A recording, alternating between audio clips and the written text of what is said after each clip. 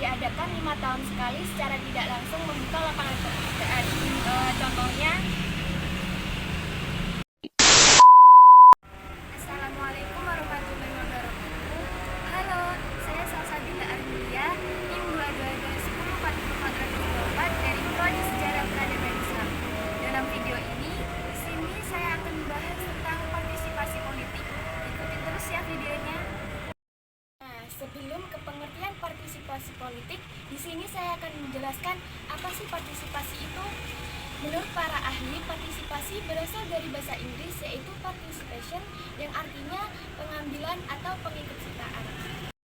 Sedangkan dari beberapa ahli yaitu menurut Fasli Dajjal dan Deddy Supadi, partisipasi adalah membuat keputusan menyarankan kelompok atau masyarakat yang ikut terlibat dalam bentuk penyampaian saran dan pendapat, keterampilan bahan dan jasa.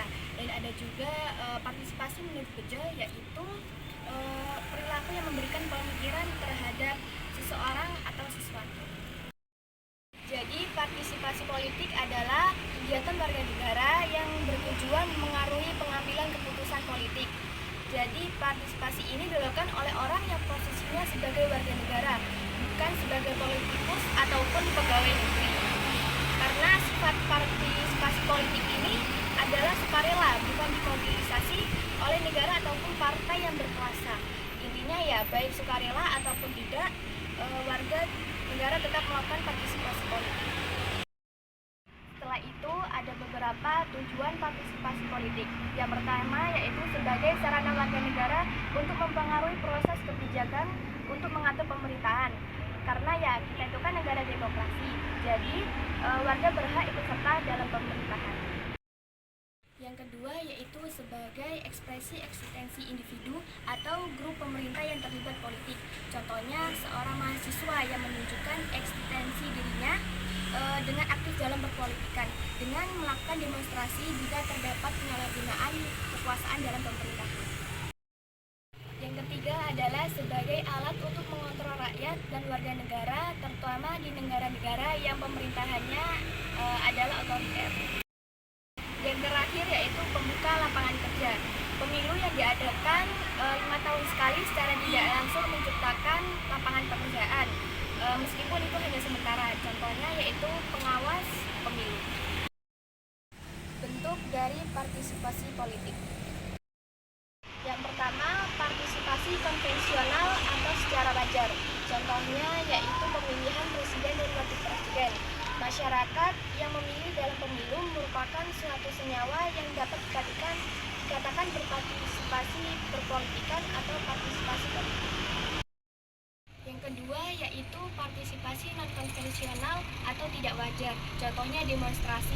Demonstrasi yang dilakukan karena ketidakadilan atau penyimpangan yang dirasakan oleh masyarakat. Contohnya yaitu yang dilakukan oleh para mahasiswa untuk menurunkan Soeharto yang sudah menjabat selama 30 tahun. Setelah itu di sini ada piramida partisipasi politik. Nah, piramida yang pertama yaitu yang berwarna orange yaitu aktivis, orang-orang yang aktif dalam berpolitikan. Karena itu pekerjaan mereka, contohnya pejabat umum, pejabat parpol, dan lain-lain.